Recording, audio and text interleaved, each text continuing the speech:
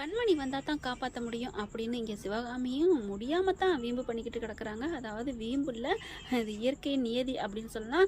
இங்கே கண்மணி வரவே கூடாதுன்னு அவங்க அங்கே மாமியாக்காரி பயங்கரமாக உட்காந்துட்டு இருக்கிறாங்க. அவள் வரவே கூடாதுன்ட்டு. ஆனால் பார்த்தீங்கன்னா அவங்க அம்மா போயிட்டு என்ன பண்ணுறாங்க, கண்மணிகிட்ட சொல்லி இந்த மாதிரி பாவண்டி உண்மையில உயிரே வச்சுருக்காங்கடி, ஏன்டி இப்படி பண்ணுற அப்படின்னு சொல்லி அங்கே போய் கேட்குறாங்க. ஆனால் இதுக்கு என்ன பண்ண போகிறாங்க நம்ம கண்மணி? என்னன்பான இனி ஒருவர்களுக்கு வணக்கங்க. ஆனால் ஒன்றும் செய்ய போகிறதில்ல, கடவுள்கிட்ட தான் போய் முறையிட போகிறாங்க. வேக வேகமாக சாமிக்கிட்ட போகிறாங்க. என்னம்மா பண்ண போகிற கண்மணி அப்படின்னு கேட்க, நான் அங்கே போய் பார்க்குறத விட நான் கடவுள்கிட்ட போய் நான் வேண்டுதல் பண்ணுறேன்ப்பா அப்படின்னு சொல்லிட்டு அங்கே போகிறாங்க. நான் அங்கே பிரச்சனை செய்கிறேன் அப்படின்னு சொல்லிட்டு அங்கே பிரச்சனை செய்கிறாங்க.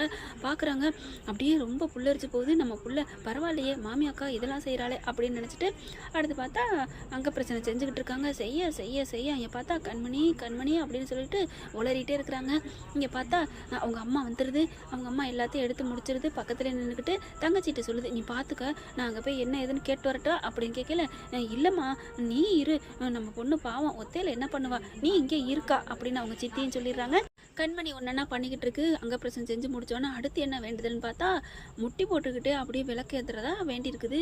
ஏம்மா இதுவே இவ்வளோ கஷ்டப்பட்ட வேணாமா அப்படின்னு காவேரி சொல்ல, ஆப்ரேஷன்லாம் நல்லபடியாக முடிஞ்சிருச்சுங்க, கண்ணு முழிக்கணும், கடவுள் தான் அதுக்கு கை கொடுக்கணும் அப்படிங்கிறாங்க. அப்படியே அன்பு பார்த்தீங்கன்னா, ஐயோ என் பொண்டாட்டி வந்தால் போதுமே அப்படின்னு சொல்லல, ஆனால் கூட்டி வரக்கூடாது அப்படிங்கிறாங்க.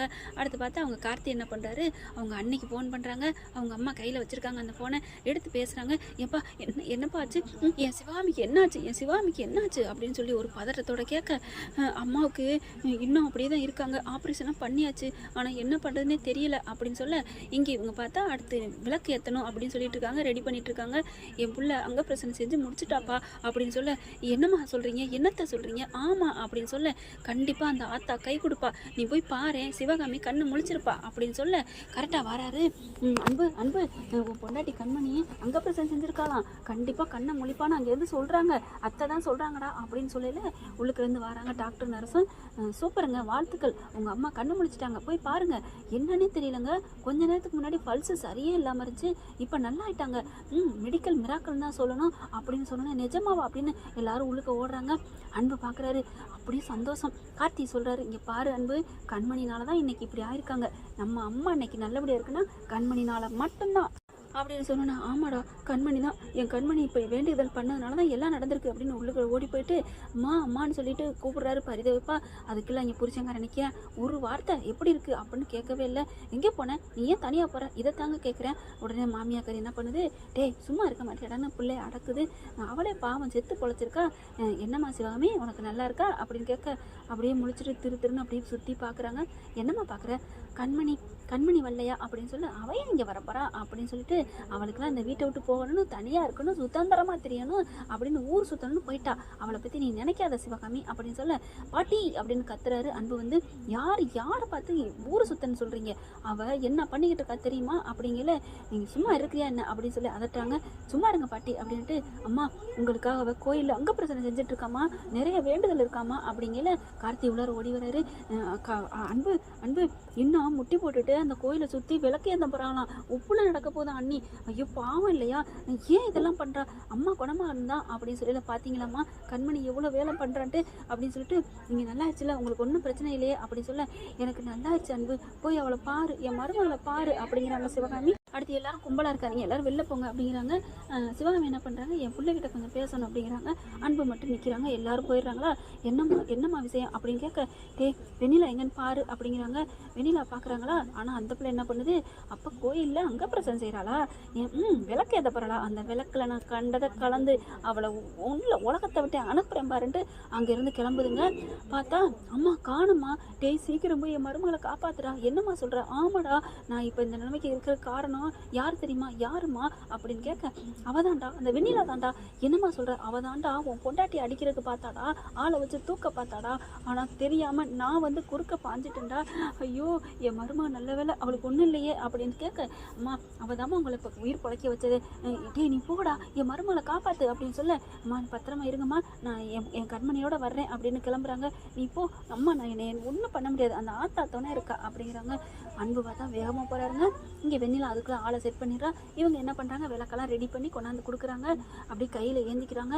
கரெக்டாக வெண்ணிலா ஆளை வச்சு அப்படின்னு அந்த ஒவ்வொரு விளக்கா ஏற்றினதுக்கப்புறம் அடுத்த 2 விளக்கை கொடுக்குறாங்க. ஒவ்வொரு இடத்துலையும் ஏற்றிக்கிட்டே வர்றாங்க. அதில் பார்த்தா கலந்துடுறாங்கங்க.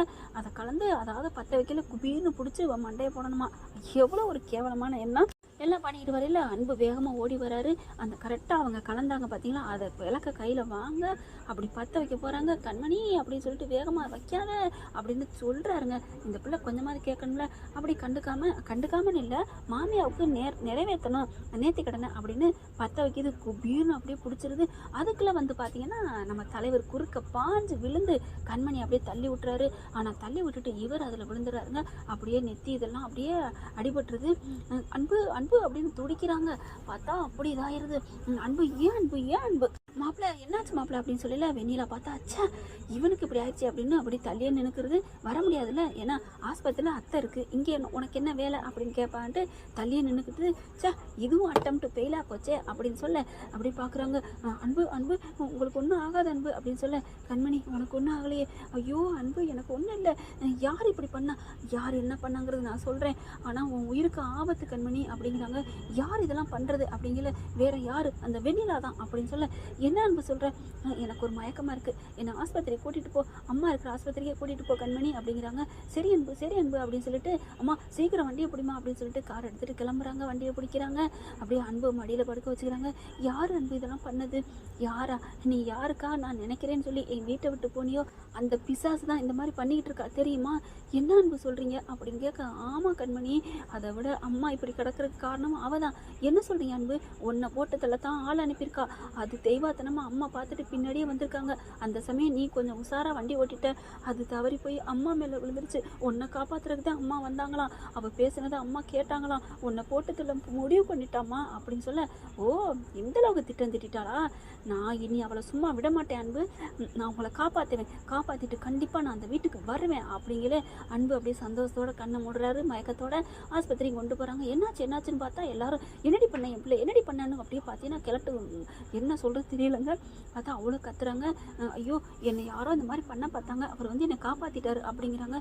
ஓ இதுக்கு தான் என் மருமக அனுப்பி வச்சாளா அப்படின்னு சொல்லிட்டு உள்ளார போயிட்டு, பாத்தியா உன் பிள்ளை இந்த மாதிரி வந்து கிடக்குறான் அனுப்பி வச்சல அப்படின்னு சொல்ல, ஐயோ இந்த வெண்ணிலா இப்படி பண்ணிட்டாளா, இப்போ என்ன பண்ணுறதுன்னு தெரியாமல் தவிக்கிறாங்க.